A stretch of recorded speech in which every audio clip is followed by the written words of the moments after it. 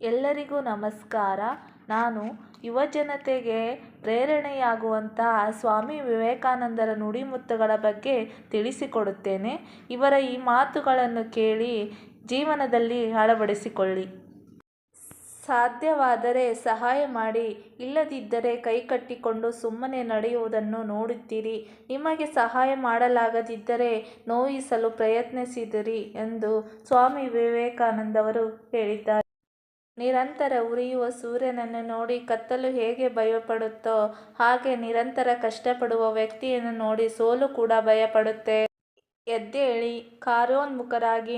ಈ ಜೀವನವಾದರೂ ಎಷ್ಟು ಕಾಲ? ನೀವು ಈ ಜಗತ್ತಿಗೆ ಬಂದ ಮೇಲೆ ಗುರುತನ್ನು ಬಿಟ್ಟು ಹೋಗಿ.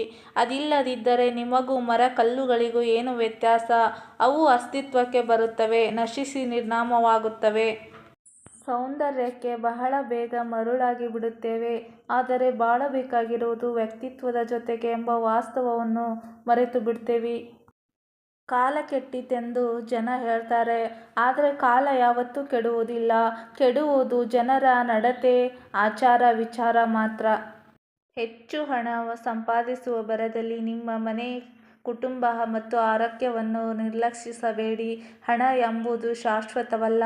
ಹಣ ಬರುತ್ತದೆ, ಹೋಗುತ್ತದೆ. ಆದರೆ ಪ್ರೀತಿ, ವಾತ್ಸಲ್ಯ, ಗೌರವ ಮತ್ತು ಆರೋಗ್ಯ ಒಮ್ಮೆ ಕಳೆದುಕೊಂಡರೆ ಮತ್ತೆ ಗಳಿಸುವುದು ಕಷ್ಟ. ಯಾರಿಗೆ ತನಗೆ ನಂಬಿಕೆ ಇಲ್ಲವೋ ಅವನು ನಾಸ್ತಿಕ. ಹಳೆಯ ಧರ್ಮಗಳು ಹೇಳಿದವು, ದೇವರನ್ನು ನಂಬದವನು ನಾಸ್ತಿಕ ಎಂದು.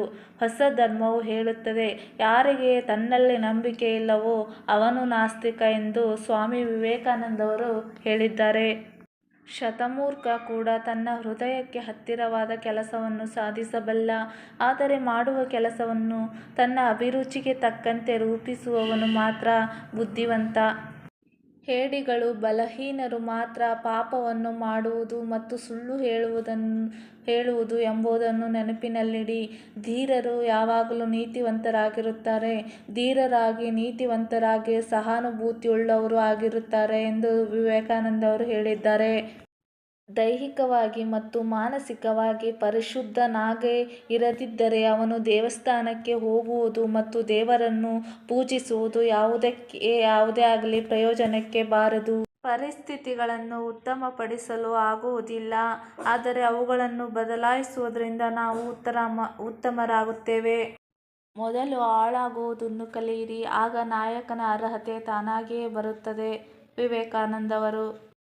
ಒಮ್ಮೆ ಒಬ್ಬ ಮನುಷ್ಯ ಸ್ವಾಮಿ ವಿವೇಕಾನಂದರನ್ನು ಕೇಳ್ತಾರಂತೆ, ದೇವರು ಎಲ್ಲೆಡೆ ಇರುವಾಗ ನಮಗೆ ಯಾಕೆ ದೇವಾಲಯಗಳು ಬೇಕು ಅಂತ ಕೇಳ್ತಾನಂತೆ.